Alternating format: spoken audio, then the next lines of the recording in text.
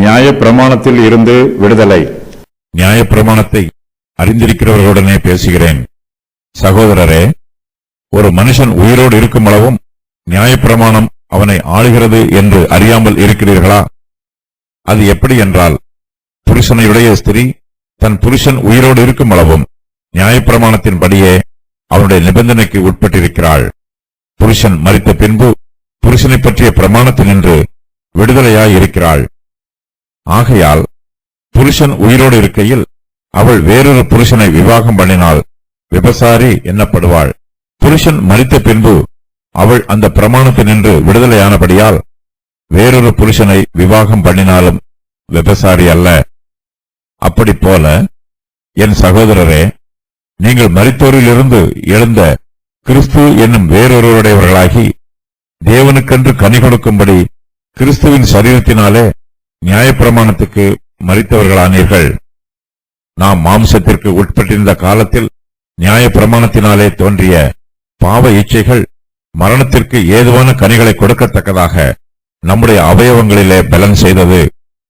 இப்பொழுதோ நாம் பழமையான எழுத்தின்படி அல்ல, புதுமையான ஆவியின்படி ஊழியம் செய்யத்தக்கதாக நம்மை கட்டியிருந்த நியாயப்பிரமாணத்துக்கு நாம் மரித்தவர்களாகி அது நின்று விடுதலையாக்கப்பட்டிருக்கிறோம். நியாயப்பிரமாணத்தை அறிந்திருக்கிறவர்கள். நியாயப்பிரமாணத்தை அறிந்திருக்கிறவர்களுடனே பேசுகிறேன். சகோதரரே, ஒரு மனுஷன் உயிரோடு இருக்கும் அளவும் நியாயப்பிரமாணம் அவனை ஆளுகிறது என்று அறியாமல் இருக்கிறீர்களா? நாம் நியாயப்பிரமாணத்திற்கு கீழ்ப்பட்டிராமல் கிருபைக்கு கீழ்ப்பட்டிருக்கிறோம். ஆனபடியால் பாவம் நம்மை மேற்கொள்ள மாட்டாது. பவுல் இந்த சத்தியத்தை இன்னும் அதிகமாக தெளிவுபடுத்துகிறார். நாம் நியாயப்பிரமாணத்தினின்று விடுதலையாக்கப்பட்டிருக்கிறோம் என்று கூறுகிறார். நியாயப்பிரமாணம் நம்மை ஆக்கினைக்கு உட்படுத்துகிறது. நாம் செய்த பாவங்களின் நிமித்தமாக நியாயப்பிரமாணம் நம்மை குற்றப்படுத்துகிறது. பாவம் செய்கிற ஆத்மா சாகும் என்பது நியாயப்பிரமாணத்தின் உபதேசம். ஆனால் நாமோ நியாயப்பிரமாணத்தில் இருந்து விடுதலையாக்கப்பட்டிருக்கிறோம் என்று பவுல் சொல்லுகிறார்.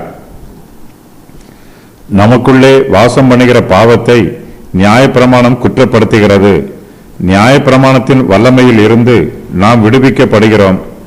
நியாயப்பிரமாணத்தினாலே பாவ இச்சைகள் தோன்றிற்று. அது மரணத்திற்கு ஏதுவான கனிகளை கொடுக்கத்தக்கதாக நம்முடைய அவயவங்களிலே பலன் செய்தது.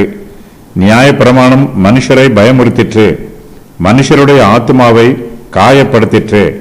நம்முடைய ஆத்மாவின் காயத்தை குணப்படுத்துகிற வல்லமை நியாயப்பிரமாணத்திற்கு இல்லை. அதற்கு பதிலாக மரணத்திற்கு ஏதுவான கனிகளையே நியாயப்பிரமாணம் கொடுக்கிறது. நியாயப்பிரமாணம் நமக்குள் கிரியை செய்யும் போது நாம் கீழே விழுந்து காயமடைந்து நம்முடைய ஆத்மாவில் முடமாய் இருக்கிறோம். நியாயப்பிரமாணமோ இந்த முடத்தில் இருந்து நம்மை குணமாக்குவதற்கு ஒரு உதவியும் செய்வதில்லை. இப்போதோ நாம் கிருபைக்கு உட்பட்டவர்களாக இருக்கிறோம். கிருபையின் பிரமாணத்திற்கு கீழ்ப்படிய கிருபையானது நம்மை பலப்படுத்துகிறது. நாம் பாவம் செய்யும் போது கிருபை நம்மை குற்றப்படுத்துவதில்லை.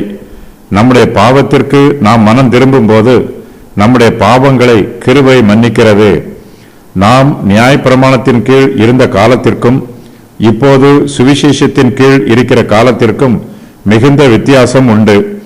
நியாயப்பிரமாணமும் சுவிசேஷமும் இரண்டு வெவ்வேறு எஜமான்களை போன்றவர்கள். இரண்டு எஜமான்களுக்கு ஊழியம் செய்ய யாராலும் முடியாது. நியாயப்பிரமாணமானது நம்முடைய பழைய எஜமான் என்றும் சுவிசேஷமானது நம்முடைய புதிய எஜமான் என்றும் பவுல் எழுதுகிறார். நாம் இப்போது புதிய எஜமானுக்கு ஊழியம் செய்கிறோம்.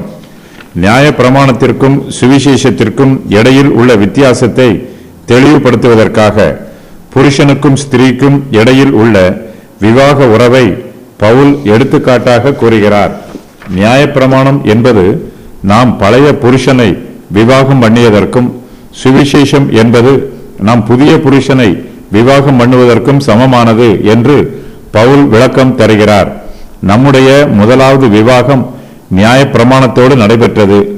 புருஷனை உடைய ஸ்திரீ தன் புருஷன் உயிரோடு இருக்கும் அளவும் அவனுடைய நிபந்தனைக்கு உட்பட்டிருக்கிறாள்.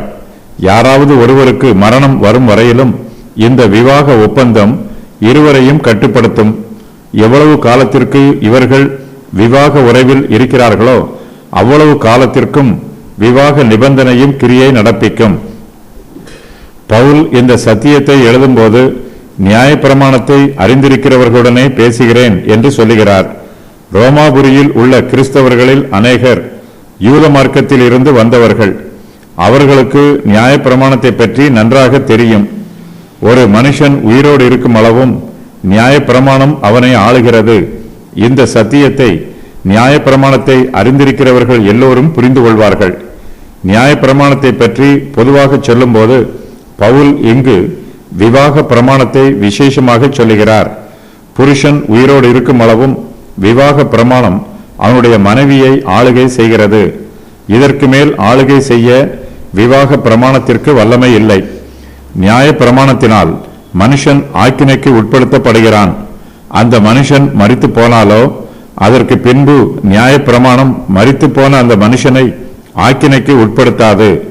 மனுஷனுடைய மரணம் அவனுக்கு நியாய பிரமாணத்தின் முடிவாக இருக்கிறது. அவன் மரித்த பின்பு நியாய பிரமாணத்தினால் அவன் மீது ஒரு ஆளுகையும் இல்லை. இப்பிரபஞ்சத்தில் ஏராளமான பிரமாணங்கள் உள்ளன. எந்த சட்டமாக இருந்தாலும் ஒரு மனுஷனுக்கு கொடுக்கப்படும் மரண தண்டனையே மிக உயர்ந்த தண்டனையாகும். மரண தண்டனையை விட மேலான தண்டனையே எந்த சட்டத்தாலும் கொடுக்க முடியாது. சரீரம் மரித்து போன பின்பு அந்த பிரேதத்தின் மீது அதிகாரம் செலுத்த எந்த சட்டத்திற்கும் வல்லமை இல்லை. ஆனால் நாம் உயிரோடு இருக்கும் அளவும் சட்டம் நம்மை ஆளுகை செய்யும். நியாயப்பிரமாணம் நம்மை கீழ்ப்படுத்தும். நாமும் நியாயப்பிரமாணத்தின் வல்லமைக்கு உட்பட்டவர்களாய் இருக்கிறோம். நியாயப்பிரமாணத்தை போலவே விவாக பிரமாணமும் புருஷனோ மனைவியோ யாராவது ஒருவர் மரிக்கும் வரையிலும் அவர்களை ஆளுகை செய்கிறது. எல்லா ஜனங்களும் பரிசுத்தமாக ஜீவிக்க வேண்டும் என்று பவுல் ரோமர் 6வது அதிகாரத்தில் வலியுறுத்தி கூறுகிறார். நியாயப்பிரமாணம் பாவத்தில் இருந்தும் நரகத்தில் இருந்தும் எந்த மனுஷனையும் விடுவிக்காது. ஆகையினால் யூதர்கள் நியாயப்பிரமாணத்திற்கு உட்பட்டிருக்க வேண்டிய அவசியம் இல்லை என்று பவுல் இந்த அதிகாரத்தில் விளக்கி கூறுகிறார். நியாயப்பிரமாணத்திற்கு உட்பட்டிருக்கிறவனை அது அவனுடைய மரண பரியந்தம் ஆளுகை செய்யும். புருஷன் உயிரோடு இருக்கும் அளவும், அது எப்படி என்றால், புருஷனை உடைய ஸ்திரீ தன் புருஷன் உயிரோடு இருக்கும் அளவும் நியாயப்பிரமாணத்தின்படியே அவனுடைய நிபந்தனைக்கு உட்பட்டிருக்கிறாள். புருஷன் மரித்த பின்பு புருஷனை பற்றிய பிரமாணத்தினின்று விடுதலையாய் இருக்கிறாள். புருஷன் உயிரோடு இருக்கையில் அவனுடைய மனைவி வேறொரு புருஷனை விவாகம் பண்ணக்கூடாது. தன் புருஷன் உயிரோடு இருக்கும் அளவும் நியாயப்பிரமாணத்தின்படியே அவனுடைய மனைவி அவனுடைய நிபந்தனைக்கு உட்பட்டிருக்கிறாள். தன் புருஷன் உயிரோடு இருக்கும் வரையிலும் அவள் வேறொரு புருஷனை விவாகம் பண்ணக்கூடாது. இது நியாயப்பிரமாணத்தின் சட்டம். இந்த நிபந்தனையை மீறி தன் புருஷன் உயிரோடு இருக்கையில் அவனுடைய மனைவி வேறொரு புருஷனை விவாகம் பண்ணினால் அவள் விபசாரி எண்ணப்படுவாள். இந்த ஒப்புமையை போலவே நாம் நியாயப்பிரமாணத்தோடு விவாகம் பண்ணப்பட்டிருக்கிறோம். நாம் மாம்சத்திற்கு உட்பட்டிருந்த காலத்தில் நியாயப்பிரமாணத்தினாலே நம்முடைய சரீரத்தில் பாவ இச்சைகள் தோன்றிற்று. நாம் மரணத்திற்கு ஏதுவான கனிகளை கொடுக்கத்தக்கதாக அந்த பாவ இச்சைகள் நம்முடைய அவயவங்களிலே பலன் செய்தது. நாம் பாவம் என்னும் காட்டாற்றில் அடித்துச் செல்லப்பட்டோம். நியாயப்பிரமாணம் என்பது ஒழுங்காக கட்டப்படாமல் ஓட்டை உடைசல் உள்ள அணைக்கட்டை போன்றது. பழுதடைந்துள்ள அணைக்கட்டு காட்டாற்றை தடுத்து நிறுத்தாது. அணை எந்த நேரத்திலும் உடையும். அணைக்கட்டு தாறுமாறாக இருப்பதினால் காட்டாற்றின் வெள்ளமும் அதிகரிக்கும். காட்டாற்றின் பாதை ஒழுங்குபடுத்தப்படவில்லை. இதுபோலவே நம்முடைய பாவமும் நியாயப்பிரமாணத்தின் குறைவுகளினால் அதிகரிக்கிறது. நாம் நியாயப்பிரமாணத்திற்கு உட்பட்டிருந்த காலத்தில் பாவம் நம்மை ஆளுகை செய்தது. நாம் பாவம் மரணம் என்னும் பிரமாணத்திற்கு கீழ்ப்பட்டவர்களாக இருந்தோம். ஸ்திரியானவள் விவாக பிரமாணத்தின்படி தன்னுடைய புருஷனுடைய நிபந்தனைக்கு உட்பட்டிருப்பது போல நாமும் நியாயப்பிரமாணத்தின் நிபந்தனைகளுக்கு உட்பட்டிருந்தோம். நாம் நியாயப்பிரமாணத்திற்கு உட்பட்டிருந்ததினால் நாம் மரணத்திற்கு ஏதுவான கனிகளை கொடுத்தோம். நியாயப்பிரமாணத்தினாலே பாவ இச்சைகள் தோன்றிற்று. இதனால் பாவம் அதிகரித்தது. ஒரு பாவம் மற்றொரு பாவத்தை பிறப்பித்தது. இச்சையானது கற்பம் தரித்து பாவத்தை பிறப்பிக்கும். பாவம் பூரணமாகும் போது மரணத்தை பிறப்பிக்கும். நியாயப்பிரமாணத்திற்கு விவாகம் பண்ணப்பட்டிருக்கிறவர்கள் பாவத்துடன் விவாகம் பண்ணி இருக்கிறார்கள். ஆகையினால் நம்முடைய அவயவங்களில் பாவ இச்சைகள் மரணத்திற்கு ஏதுவான கனிகளை கொடுக்கிறது. புருஷன் மரித்த பின்பு, ஆகையால் புருஷன் உயிரோடு இருக்கையில் அவன் வேறொரு புருஷனை விவாகம் பண்ணினால் விபசாரி எண்ணப்படுவாள். புருஷன் மரித்த பின்பு அவள் அந்த பிரமாணத்தினின்று விடுதலையானபடியினால் வேறொரு புருஷனை விவாகம் பண்ணினாலும் விபசாரி அல்ல. புருஷன் மரித்த பின்பு புருஷனை பற்றிய பிரமாணத்தினின்று அவனுடைய மனைவி விடுதலையாய் இருக்கிறாள். நாம் கிறிஸ்துவின் சரீரத்தினாலே நியாயப்பிரமாணத்திற்கு மரித்தவர்களாக இருக்கிறோம். நமக்கு மரணம் உண்டானதினால் நியாயப்பிரமாணம் இனிமேல் நம்மை ஆளுகை செய்யாது. நியாயப்பிரமாணத்தின் உடன்படிக்கையில் இருந்து நாம் விடுவிக்கப்பட்டிருக்கிறோம். பவுல் நியாயப்பிரமாணத்தை பற்றி சொல்லும்போது மிகவும் கவனமாக வார்த்தைகளை பயன்படுத்துகிறார். நியாயப்பிரமாணம் மரித்து போயிற்று என்று பவுல் சொல்லவில்லை. அப்படி சொல்வதற்கு பதிலாக நாம் நியாயப்பிரமாணத்திற்கு மரித்தவர்களாய் இருக்கிறோம் என்றே சொல்லுகிறார். நாம் நியாயப்பிரமாணத்தினின்று விடுதலையாக்கப்பட்டிருக்கிறோம். புருஷன் மரித்த பின்பு அவனுடைய மனைவி புருஷனை பற்றிய பிரமாணத்தில் இருந்து விடுதலையாய் இருக்கிறாள். அதுபோலவே நாமும் நியாயப்பிரமாணத்தினின்று விடுதலையாக்கப்பட்டிருக்கிறோம். நாம் நியாயப்பிரமாணத்திற்கு மரித்தவர்களாக இருக்கிறோம். நியாயப்பிரமாணத்தில் இருந்து நாம் விடுதலையாக்கப்பட்டிருக்கிறோம். நியாயப்பிரமாணம் நம்மை ஆளுகை செய்யவில்லை. நியாயப்பிரமாணத்தின் வல்லமையும் அதிகாரமும் நம்மீது அற்றுப்போயிற்று. ஆகையினால் நியாயப்பிரமாணமானது மரித்து போனது போல ஆயிற்று. நாம் இனிமேல் நியாயப்பிரமாணத்தின் அடிமைத்தனத்திற்கு உட்பட்டவர்கள் அல்ல, நியாயப்பிரமாணத்தில் இருந்து விடுதலையாக்கப்பட்டவர்கள். கிறிஸ்துவின் சரீரத்தினாலே நாம் நியாயப்பிரமாணத்திற்கு மரித்தவர்கள் ஆனோம். கிறிஸ்து தம்முடைய சரீரத்தில் பாடுகளை அனுபவித்தார். கிறிஸ்துவின் சரீரம் சிலுவையில் அறையப்பட்டு மரித்தது. நாம் இயேசு கிறிஸ்துவின் சரீரத்தோடு நம்மை ஐக்கியப்படுத்திக் கொள்ளும்போது நாம் நியாயப்பிரமாணத்திற்கு மரித்தவர்களாக இருக்கிறோம். செத்துப்போன வேலைக்காரனால் அவனுடைய எஜமானுக்கு ஊழியம் செய்ய முடியாது. எஜமான் அவன் மீது எந்த நுகத்தையும் சுமத்த முடியாது. வேலைக்காரன் செத்து போய்விட்டான். அவன் இனிமேல் அவனுடைய எஜமானுக்கு கீழ்ப்படிய மாட்டான். அவனைப் போலவே நாமும் கிறிஸ்துவின் சரீரத்தினாலே நியாயப்பிரமாணத்திற்கு மரித்தவர்களாக இருக்கிறோம். நம்மை இனிமேல் நியாயப்பிரமாணம் என்னும் எஜமான் கீழ்ப்படுத்த முடியாது. நம்மால் அவனுக்கு கீழ்ப்படிந்து ஒன்றும் செய்ய முடியாது. நாம் மரித்தவர்களாக இருக்கிறோம். நம்மீது அவனுக்கு ஆளுகை இல்லை. தேவனுக்கென்று கனி கொடுக்கும்படி அப்படி போல என் சகோதரரே, நீங்கள் மரித்தோரில் இருந்து எழுந்த கிறிஸ்து என்னும் வேறொருவருடையவர்களாகி தேவனுக்கென்று கனி கொடுக்கும்படி கிறிஸ்துவின் சரீரத்தினாலே நியாயப்பிரமாணத்துக்கு மரித்தவர்கள் ஆனீர்கள்.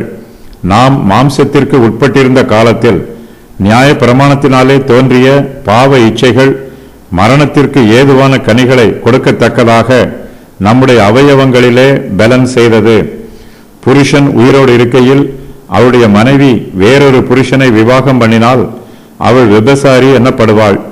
அவளுடைய புருஷன் மரித்த பின்பு அவள் புருஷனை பற்றிய பிரமாணத்தில் இருந்து விடுதலையாய் இருக்கிறாள்.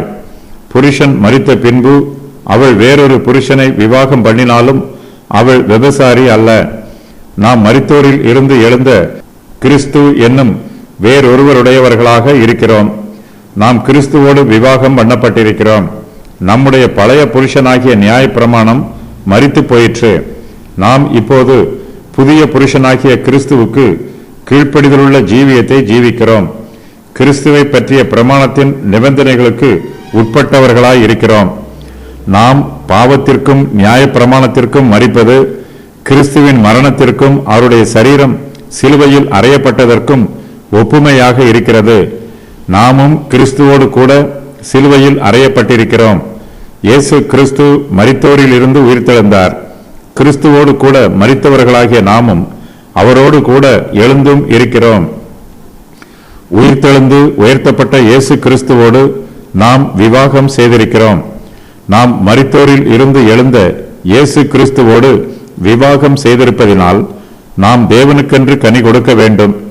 திருமணத்தின் நோக்கங்களில் ஒன்று பலுகி பெருகுவது, கிறிஸ்துவோடு விவாகத்தில் இணைப்பட்டிருக்கிற நாம் கனி கொடுக்க வேண்டும். அன்பு, கிருபை, நற்கிரியை ஆகிய கனிகளை தேவனுக்கென்று கொடுக்க வேண்டும்.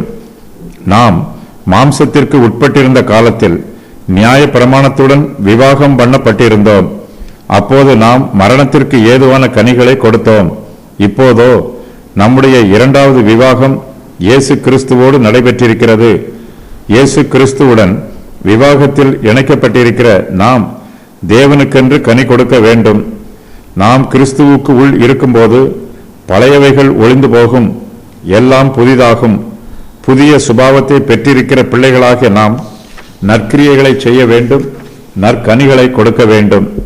நாம் பல்வேறு விதமான ஊழியங்களை செய்யலாம். நாம் எப்படிப்பட்ட ஊழியத்தை செய்தாலும் கிறிஸ்துவோடு விவாகம் பண்ணும் வரையிலும் நம்மால் தேவனுக்கென்று கனி கொடுக்க முடியாது. இந்த உலகத்தில் கர்த்தருடைய பிள்ளைகளும் நற்கிரியைகளை செய்கிறார்கள். உலகத்தாரும் மாய்மாலக்காரரும் நற்கிரியைகளை செய்கிறார்கள். நாம் செய்கிற நற்கிரியைகள் தேவனுக்கென்று கொடுக்கிற கனி. உலகத்தார் செய்கிற நற்கிரியைகள் உலக பிரகாரமான வேலை. தாங்கள் செய்கிற உலக வேலைகளை அவர்கள் கனி என்று சொல்லுகிறார்கள். தங்களை தாங்களே நியாயப்படுத்துகிறார்கள். அவர்கள் கிறிஸ்துவுக்கு உடையவர்களாக ஆகும் வரையிலும் அவர்களால் தேவனுக்கென்று கனி கொடுக்க முடியாது. விவாகம் இல்லாமல் பிள்ளை பிறக்காது. நாம் கிறிஸ்துவோடு விவாகத்தில் இணைக்கப்பட்டால் மாத்திரமே நாம் தேவனுக்கென்று கனி கொடுக்க முடியும். தேவன் இல்லாமல் கனி கொடுக்க முடியாது. அவ்வாறு கனி கொடுத்தாலும் அது தேவனுக்கென்று கொடுக்கப்பட்ட கனியாக அங்கீகரிக்கப்படாது. இயேசு கிறிஸ்து நியாய பிரமாணத்தையும் தீர்க்க தரிசனங்களையும் நிறைவேற்றினார். நியாய பிரமாணத்தை நீக்கிவிட்டார். ஆகையினால் யூதர்கள் இப்போது நியாய பிரமாணத்திற்கு மரித்தவர்களாக இருக்கிறார்கள்.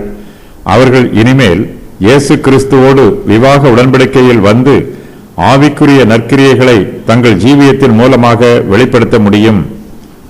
நாம் ஒரு காலத்தில் மாம்சத்திற்கு உட்பட்டிருந்தோம்.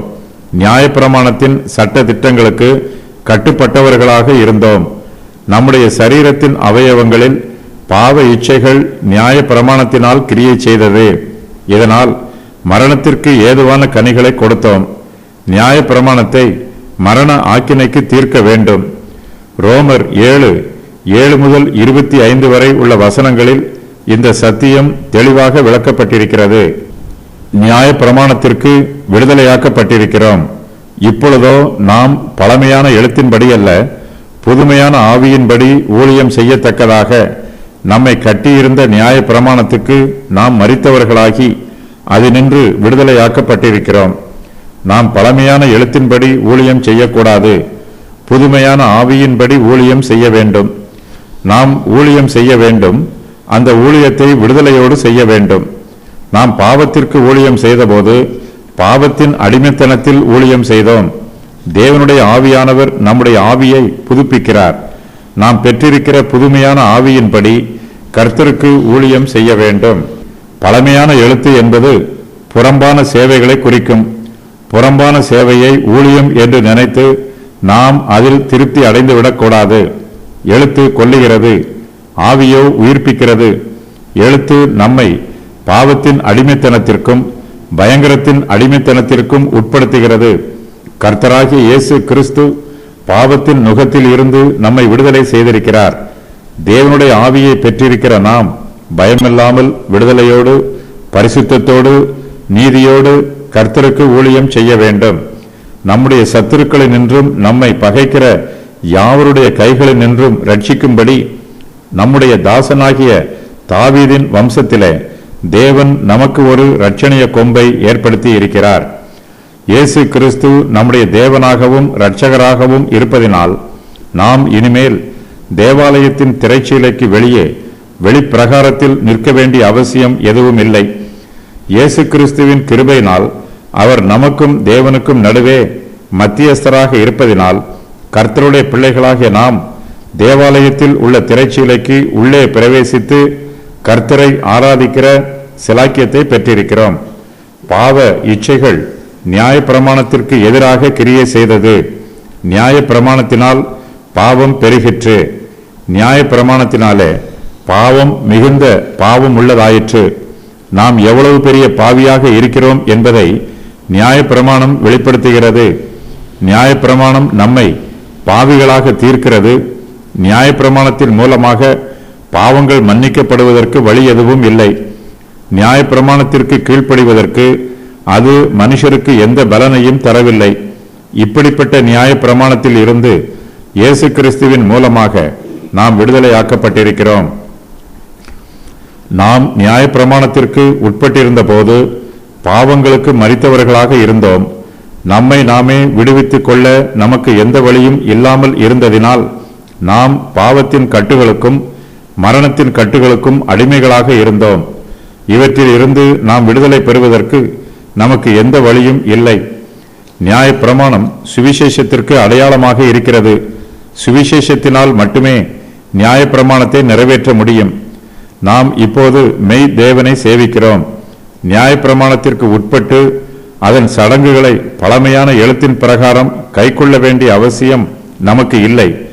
மெய் தேவனை நாம் ஆவியோடும் உண்மையோடும் ஆராதிக்க வேண்டும். நியாயப்பிரமாணத்தில் கூறப்பட்டிருக்கும் சடங்காச்சாரங்களை கடைபிடித்து தேவனை ஆராதிக்க வேண்டிய தேவை இனிமேல் நமக்கு இல்லை.